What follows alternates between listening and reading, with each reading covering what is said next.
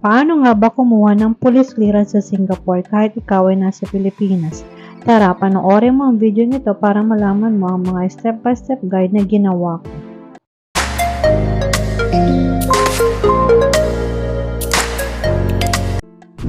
Hello guys! Welcome back to the Swanberg channel. In this video, ang pag-uusapan natin ay kung paano ko nakuha ang police clearance sa Singapore. Bakit nga ba kailangan natin kumuha ng police clearance? Para saan nga ba ito? Ano nga ba ang police clearance? Ang police clearance ay isang mahalagang dokumento na nagpapatunay na isang tao ay walang criminal history, lalo na kung maglalakbay ito sa ibang bansa. Ang police clearance ay karaniwang ginagamit kung ikaw ay kailangan mo ito para sa visa mo, para sa trabaho, at para sa isang tinatawag na resident status. Bakit nga ba kailangan kumuha ng police clearance sa Singapore? In my case, dahil nag-apply ako ng US spouse visa, so kailangan kong magpasa ng police clearance galing sa Singapore kasi nagtrabaho at nagstay ako sa Singapore more than 6 months. Nagtrabaho ako doon ng 6 years, so kailangan ko magpasa ng police clearance kasi isa ito sa mga requirements ng US para sa spouse visa. Madali lang naman kumuha ng police clearance sa Singapore kasi lahat ng ito ay online at pati na rin yung pagbabayad ay puro online payment, wala silang bank transfer. Step by step guide kung paano ako nakakuha ng police clearance sa Singapore. Step number 1. Ang first step nyo gagawin ay kailangan nyo muna mag-appeal sa Singapore Police Force. I-type nyo sa Google Police Clearance Singapore. Lalabas na dyan ang unang tab, dyan ang i-click nyo. Pag-click nyo, ito yung unang mag-a-appear. Gaya ng sinabi ko, sa step 1 ay kailangan nyo munang mag-appeal, kaya i-click nyo yung appeal by non-Singaporean citizen. Pagka-click nyo, ito yung lalabas sa next page. Kailangan nyo munang mag-login gamit ang iyong SingPass o PIN number. Katulad ko, wala naman akong SingPass. Ang ginamit ko ay yung PIN number. Ang PIN number ay makikita ito doon sa inyong work permit na ginamit nyo nung nasa Singapore kayo. Dapat alam nyo ang yung old PIN number.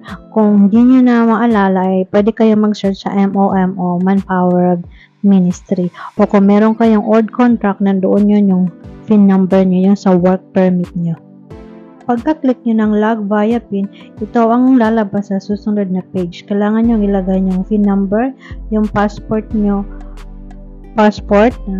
nationality, at yung CAPTCHA. Then, next na kayo, click nyo ang next page. Ang next page ay ang mga personal details ang ilalagay nyo at kailangan nyo rin mag-upload ng mga documents na kailangan sa inyong appeal.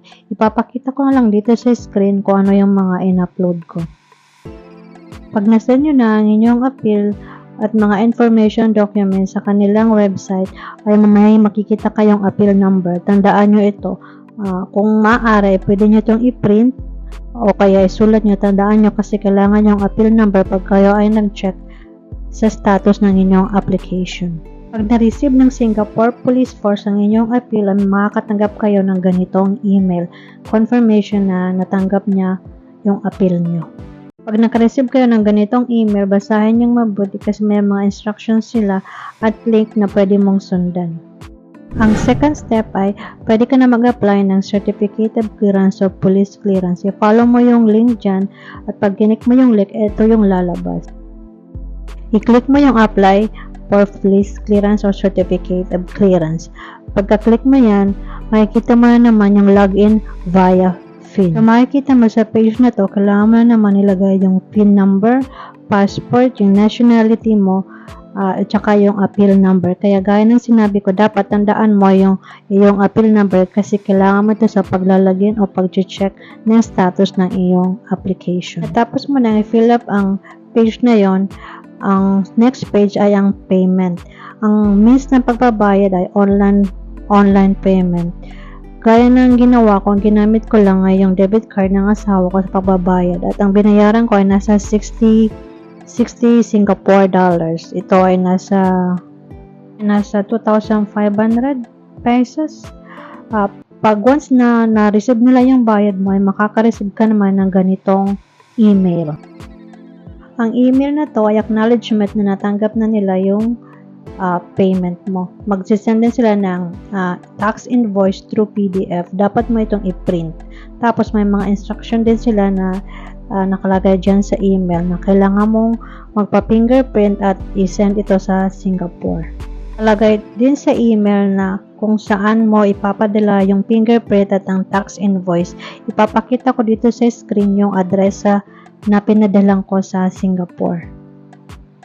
Step number 3, fingerprinting. Nagpunta ako sa Camp Crame para sa aking fingerprinting. Pumasok kami sa gate 1. Pagkatapasok namin doon, nagtanong ako kung saan ba pwede magpa-fingerprint.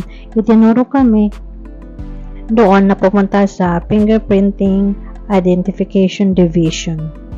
Punta namin doon na in-advise kami na magbayad muna sa land bank para sa fingerprinting at bumili ng specimen fingerprinting form kay Kuya Nick. Kuya Nick ay isang shop siya kung saan ka makakabili ng specimen ng fingerprinting form. Affiliated siya sa Camp Crame.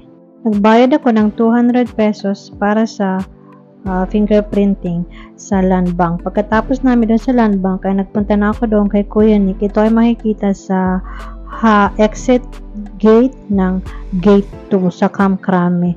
Kilala siya doon at madali mo rin makita ang kanyang shop. Ang binayaran ko sa fingerprinting form ay 100. Magtanong na lang kayo uli pag kayong kumuha kasi hindi ko na alam kung ganun pa rin ba ang price. Pagkatapos namin doon, bumalik na ako sa fingerprinting division para sa aking fingerprinting specimen. Pinakita ko lang doon ang aking resibo na nagbayad na ako sa land bank. Tapos nung binigay niya, kinuhanan na ako ng fingerprint.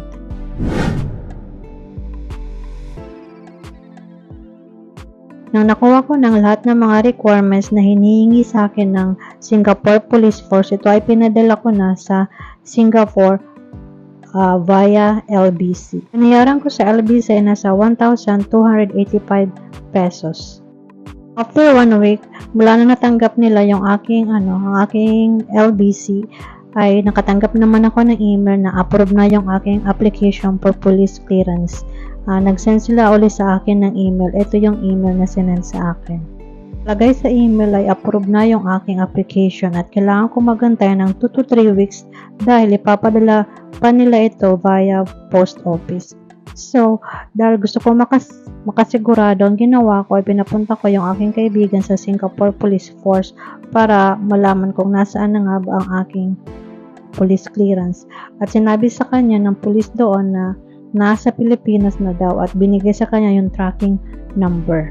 Papasalamat ako sa aking friend na nasa Singapore kasi binerify niya at nabigay sa kanya yung tracking number ng aking Singapore police clearance.